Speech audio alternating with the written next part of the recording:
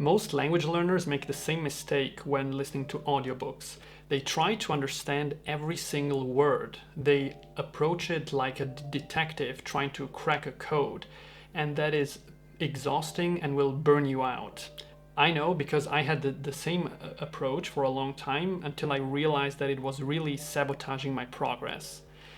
If we haven't met yet, hi, my name's Alex. I've been learning more than 10 languages over the past decade. I'm also the founder of the language app Linguamers, and in this video I would like to talk about how I've been using audiobooks to improve my language learning and how I've changed my approach to them in order to maximize the progress.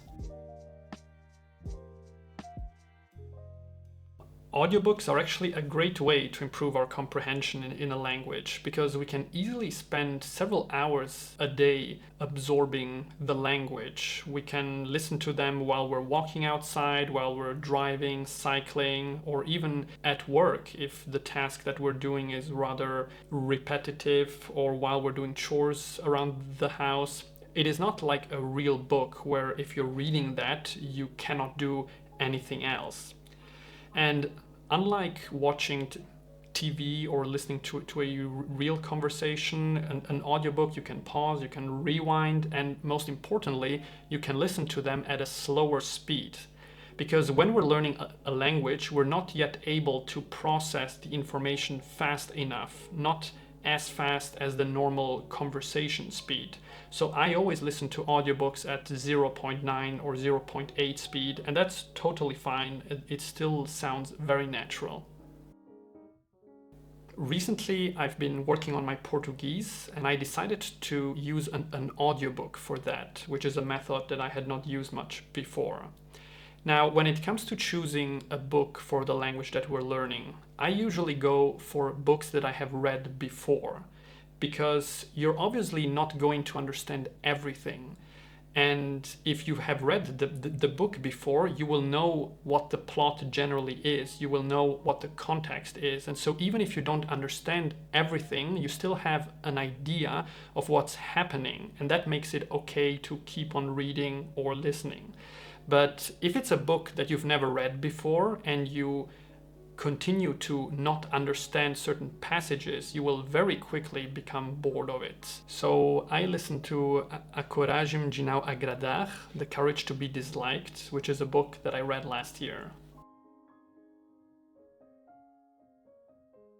When we listen to an audiobook in the language that we're learning, since we won't understand everything, a common reaction is to lean in and try to concentrate more, try to focus and catch every word that we don't understand. But doing that is really exhausting and will make you quit after 20 minutes because it's a complete mental overload, and I had to learn this the hard way. What I was doing was trying to catch every word that I didn't understand because I saw it as trying to clean up my unknown vocabulary, like pulling out weeds until everything was clean.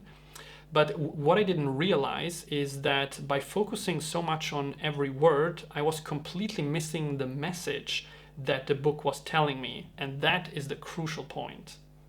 Because, as Stephen Krashen says, language learning happens when we understand messages.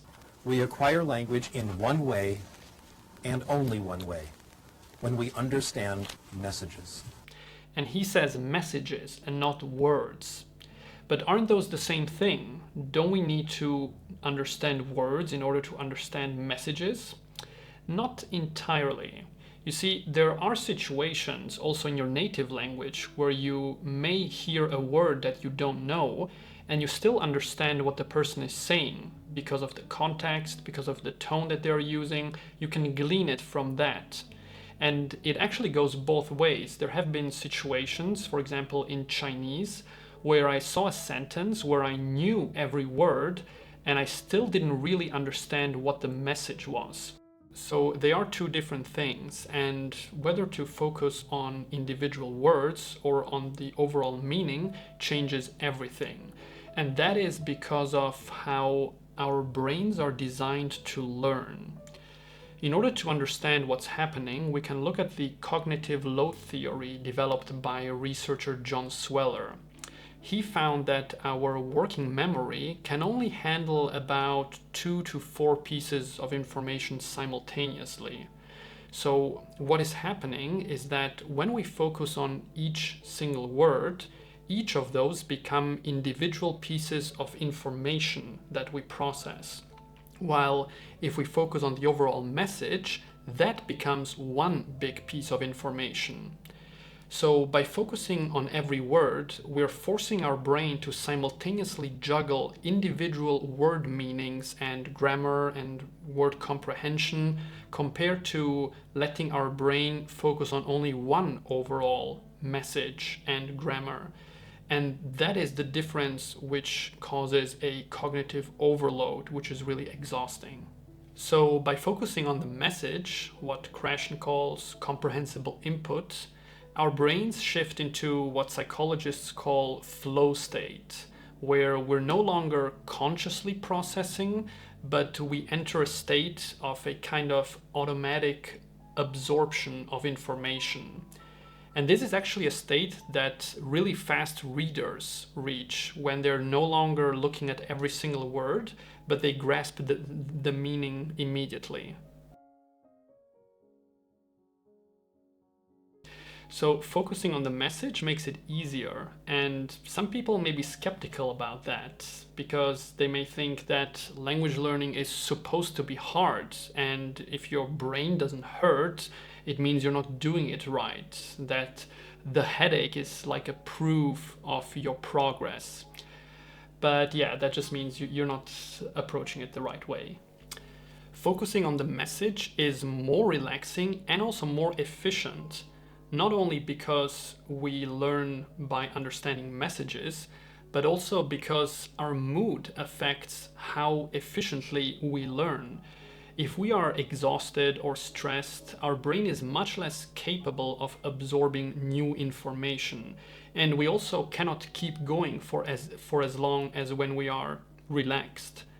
So with the message method, we get absorbed into the plot, we are more relaxed, we kind of bathe ourselves in the language, and we let the language work on us rather than us actively working on the language. And that is really efficient language learning. You know, language learning is kind of a passive process. Now you're listening to the audiobook, you are focusing on the message, you understand about 80 to 90% of what is being said, but not everything, and that can still be quite frustrating. Though I found that how frustrating it is differs a lot from person to person. I know some people who can listen to an audiobook and not understand everything for hours and feel completely fine with that, while other people get irritated much faster. So what do we do about that? Here's the deeper lesson. Language learning is much more a mental training than a training in memorizing words and rules. It's a training in becoming comfortable with noise, becoming comfortable with uncertainty. Because when we're faced with uncertainty, we build a resistance in us, a rejection of what's happening. So how do we deal with that? If we try to fight it, it would be like fighting fire with fire. It won't work. So instead, observe the resistance that comes in. Observe it almost as if it were a separate entity that is here. Look at it, let it be. Don't touch it, don't feed it. And if you don't feed it, you let it be the way it is, it'll slowly become weaker, it'll slowly subside. And when it breaks down, you really pave the way to immersing yourself in the language that you're learning.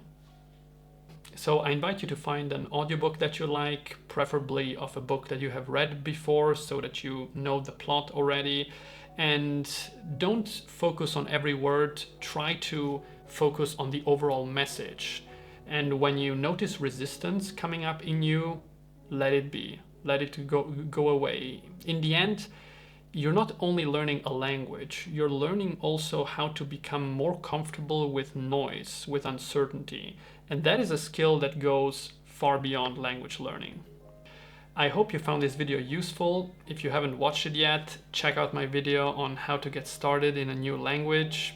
Thanks again for watching. I wish you a lovely day and I'll see you next time. Bye bye.